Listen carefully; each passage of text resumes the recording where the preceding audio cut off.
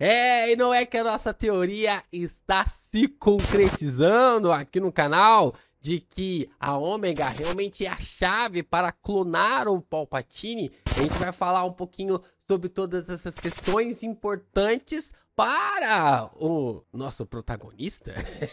Será que dá pra chamar o Palpatine de protagonista? É claro que é uma brincadeira, porque o protagonista é o Anakin de toda a franquia de Star Wars até agora. Mas o ponto é que a Ômega, ela é extremamente importante para que o personagem transcenda, saia da morte do episódio 6 e chegue até o episódio 9 aos trancos e barrancos, mas ele consiga transcender a morte para a vida, através de um outro corpo e quem sabe através de novas memórias. É claro que é importante você também deixar o seu like, se inscrever aqui no canal e compartilhar esse vídeo com os seus amigos que são fãs de Star Wars. A gente tá começando uma nova empreitada aqui no Geek Wars e toda a força é bem-vinda, seja ela o seu comentário, o seu like e também o seu compartilhamento. E é claro, né, o seu botão de se inscrever também. Nós começamos o episódio com a Ômega retornando ao planeta Tantis. E ela é recebida pelo Royce. O Royce, ele é um personagem um pouco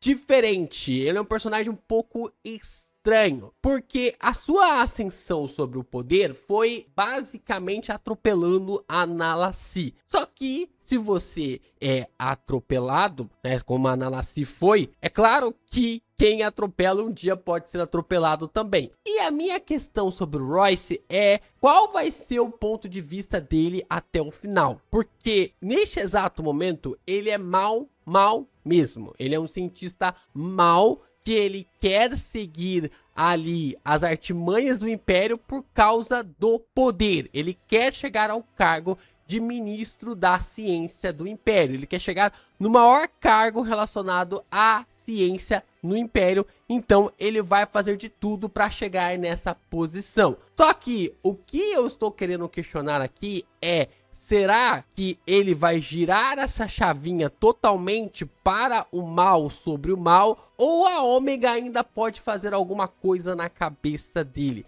Já que a Ômega também foi capaz de mexer na cabeça da Emily e que ela tinha uma certa estabilidade com os seus sentimentos e das suas funções na qual ela estava exercendo para o Império. E como nós observamos, o Royce acaba largando a Ômega para a Emily cuidar e a Emily será responsável pelos experimentos na Ômega. Isso é interessante porque encaixa todos os processos para ver o que a Emily vai fazer com a Ômega. Então, esse questionamento sobre o Royce, ele é interessante, mas mostra para nós que a Ômega tem uma certa influência nas pessoas de um ponto de vista a mudá-las de dentro para fora. E a Emily acaba meio dizendo para a Ômega, né, que ela está feliz por ver que a personagem está bem, mas a Ômega acaba dizendo para ela, acaba questionando de que será mesmo que eu estou segura? Será que eu estou segura neste lugar? É um ponto interessante, é um questionamento interessante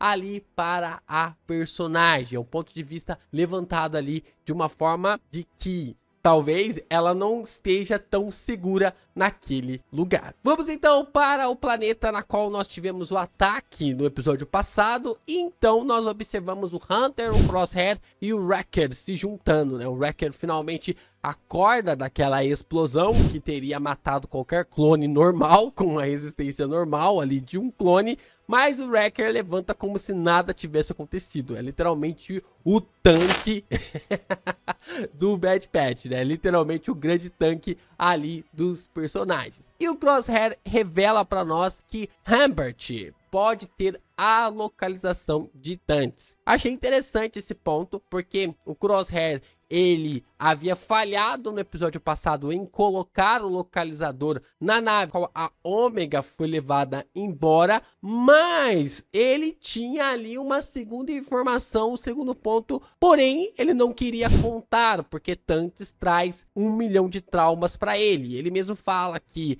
o braço dele, por estar tremendo, vem por causa dos experimentos, do tratamento na qual ele foi submetido ali em Tantes, então ele não queria voltar para aquele planeta. Ele estava sendo um egoísta, ele estava sendo ali uma pessoa que estava pensando apenas em si, mas ao mesmo tempo ele tem certos tipos de traumas por causa das escolhas e consequências que ele acabou fazendo no começo de Bad Batch, e é por isso que ele tá traumatizado. Mas mesmo assim ele acaba dizendo que o Rampart ele tem essa localização, que possivelmente ele tem essa localização. E assim a Fê chega e eles conseguem a nave para encontrar o Rampart para que consigam ir a um campo de trabalho forçado em Erebus. Esse é um ponto interessante, porque é aqui, né? Aquela missãozinha básica de Clone Wars, de Bad Batch, de Rebels, de tentar salvar uma pessoa, salvar um ser que tem uma informação tremendamente importante que vai levar para o planejamento final. E aí nós temos um combate muito interessante entre os clones e a segurança ali de Erebus, e acaba sendo algo até mesmo marcante, porque tem toda uma explosão de fatos, uma animação bem legal, né? A ação dos três é realmente incrível. Eles vão invadir uma agência de segurança tremendamente poderosa e guardada para ter o trabalho forçado dos prisioneiros e coisa do tipo, e 3 clones são colocados. Eles simplesmente olham para o lugar e falam: é possível, é muito possível invadir. Só que quando a gente observa lá em Rebels, quando a gente volta lá em Rebels e vê todo o parto que era para eles conseguirem escapar, para conseguir fazer com que um personagem escapasse e tal, era muito difícil. E caraca, eles são definitivamente um esquadrão de elite que consegue atropelar tudo que estiver no caminho. E dessa forma eles conseguem libertar o Rampart e conseguir a informação? Não, eles não conseguem a informação porque o Rampart diz que ninguém sabe como chegar em Tantes. Precisa cruzar alguma informação, precisa cruzar alguma localização para chegar em Tantes. Então ninguém chega em Tantes. É uma forma bem interessante de colocar ainda mais mistérios, porque se fosse tão fácil assim, já teria sido caguetado por aí o que estava acontecendo no planeta. Esses experimentos que estão sendo realizados nos clones. Então, só demonstra quão difícil é chegar em Tantes. E a gente volta então para o núcleo de Tantes, qual a Ômega é confirmada como um experimento válido, como uma pessoa que pode ser pesquisada. Na verdade, ela é reconfirmada, porque ela já tinha sido confirmada nos episódios passados, e agora ela foi reconfirmada